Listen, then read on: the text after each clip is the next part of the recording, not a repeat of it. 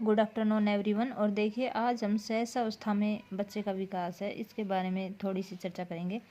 सहसावस्था में विकास, देखिए, जन्म से 5-6 वर्ष तक जो बच्चे का सीखने का काल होता है वो आदर्श काल कहलाता है। तीव्र विकास का काल भी होता है और जीवन की आधारशिला होता है। जीवन की आधारशिला होता है, खिलौनों की अवस्था होता है और नैतिक शून्य काल होता है, उदासीनता का काल और संजीव चिंतन की अवस्था या अनुकरण की अवस्था कहते हैं। देखिए, सहसावस्था 5 से जन्म से लेकर के 5 से 6 वर्ष तक की जो अवस्था होती है उसे हम सहसावस्था कहते हैं। ये तो हम सभी को पता है। और इस सहसावस्था को ही क्या कहते हैं? तीव्र विकास की अवस्था होती है 1 नंबर पे। ठीक है, ये जीवन का आदर्श काल होता है। ठीक है, ये खिलौने की आयु होती है और यह उदासीन काल होता है और संजीव और चिंतन की अवस्था, अर्थात बच्चे में सजीव चिंतन करना शुरू हो जाता है। बच्चा किसी भी चीज़ को देख करके उसके बारे में सोचने विचार करने लग जाता है। और नैतिक शून्यता, अर्थात बच्चे में नैतिकता का विकास नहीं हो पाता है। ये सारी अवस्था जो सहसावस्था के विकास का जन्म से लेकर के 5 साल तक का जो समय होता है उसकी विशेषताएं हैं।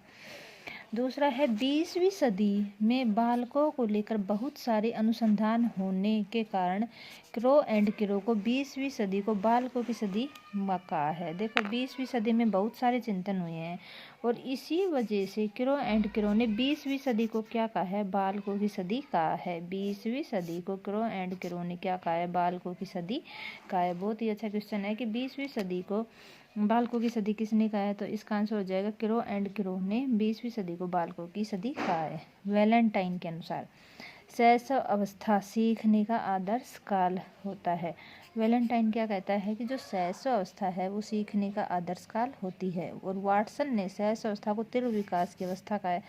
वाटसन ने सहसावस्था को क्या कहा है? तीव्र विकास की अवस्था कहा है।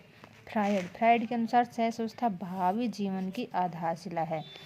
और फ्रायड ने क्या कहा है कि जो सहसावस्था है वो भावी जीवन की आधारशिला है। ये सारी की सारी कोटेशन सहसावस्था को लेकर के कही हैं।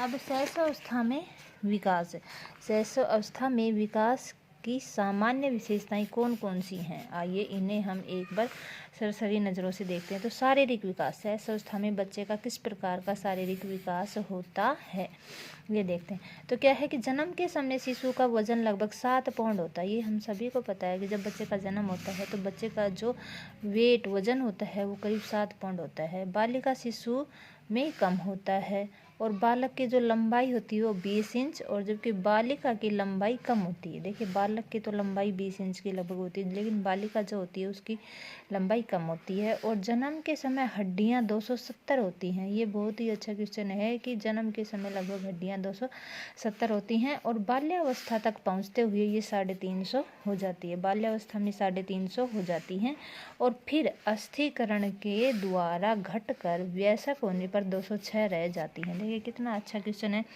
कि जब बच्चा जन्म लेता है तो हड्डियों की संख्या कितनी होती है? 270 होती हैं। ठीक है, बाल्यावस्था में 350 हो जाती है। ठीक है, और फिर अस्थिकरण का अर्थ होता है जुड़ना। अस्थिकरण का अर्थ क्या होता है? जुड़ना।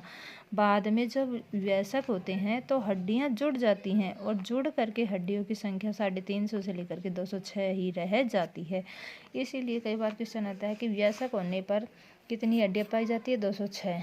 और बाल्यावस्था में हड्डियों की संख्या कितनी होती है? 350 होती है। ठीक है, ये थी हमारी शारीरिक विशेषताएं। अब है जन्म के समय शिशु के वजन का लगभग 23% मांसपेशियों से बना होता है और सहसावस्था के उत्तराकाल तक 27 से 28% हो जाता है।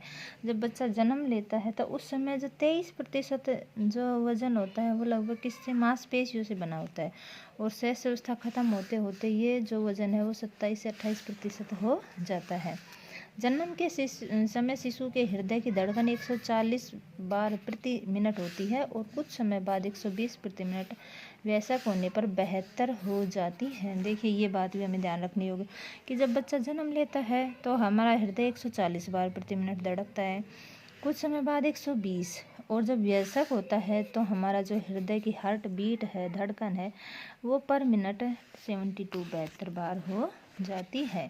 अब जीन पियाजे का सिद्धांत, जीन पियाजे ने एक बहुत ही अच्छे साइकोलॉजिस्ट हुए हमारे, तो उन्होंने एक सिद्धांत दिया है। तो इसमें जो जीन पियाजे उसका संज्ञानात्मक विकास का सिद्धांत है।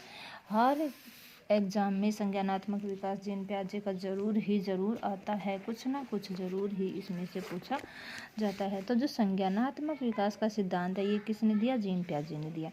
अब इसमें इन्होंने ज्ञानेंद्रियों के द्वारा ज्ञान के बारे में बताया कि 5 विज्ञान के अनुसार कितनी ज्ञानेंद्रियां हैं हमारी? 5 ज्ञानेंद्रियां हैं विज्ञान के अनुसार।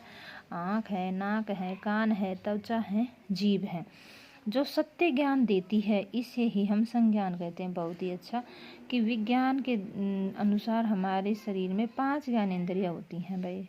आँख है, नाक है, कान है, त्वचा है, जीभ है, और ये हमें सत्य ज्ञान देती है। बिल्कुल बात सही, सत्य ज्ञान देती है, इसीलिए इसे क्या कहते हैं? हम संज्ञान कहते हैं।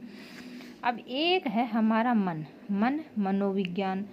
जो प्राप्त ज्ञान असत्य या आभासी होता है। मन के द्वारा हमें जो ज्ञान होता है वह असत्य या आभासी होता है, लेकिन जो हमारी ज्ञानेंद्रियां हैं साइंस के अकॉर्डिंग वो जो हमें ज्ञान देती है वो संज्ञान बिल्कुल सही ज्ञान होता है।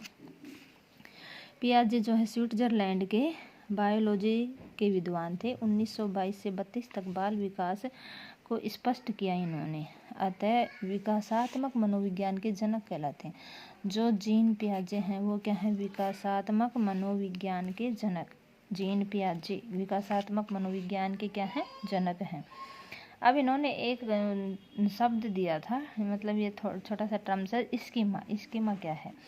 बहुत सारे ऐसे एग्जाम है सी-टेट में कई बार स्कीमा पूछा जाता है। देखिए स्कीमा क्या है? जीव विज्ञान का शब्द है ये स्कीमा। इसका अभिप्राय क्रिया के समानांतर होने वाली क्रिया उद्दीपन अनुक्रिया ही क्या है? स्कीमा कहलाती है। इसका अभिप्राय क्रिया के समानांतर होने वाली अनुक्रिया उद्दीपन ही क्या कहलाती है? स्कीमा कहलाती है। एक है संतुलन, समायोजन, अनुकूलन। संतुलन को समायोजन भी कहते हैं, अनुकूलन भी कहते हैं। अब परिस्थिति के अनुसार अपने आप को ढाल लेना, उसके साथ अनुकूलित हो जाना ही अनुकूलन होता है। परिस्थिति के अनुसार अपने आप को ढाल लेना, उसके अनुसार ही अनुकूलित हो जाना ही अनुकूलन कहलाता है। एक है आत्मसातीकरण। ये है जब एक प्राणी अपने नए विचार या अनुभव को पुराने अनुभवों के साथ जोड़ लेता है या उनके अनुकूलित हो जाता है तो यह आत्मसातीकरण है। जब एक प्राणी अपने नए विचार या अनुभव को पुराने अनुभवों के साथ जोड़ लेता है तो उनके अनुकूलित हो जाता है तो इसे आत्मसातीकरण कहते हैं।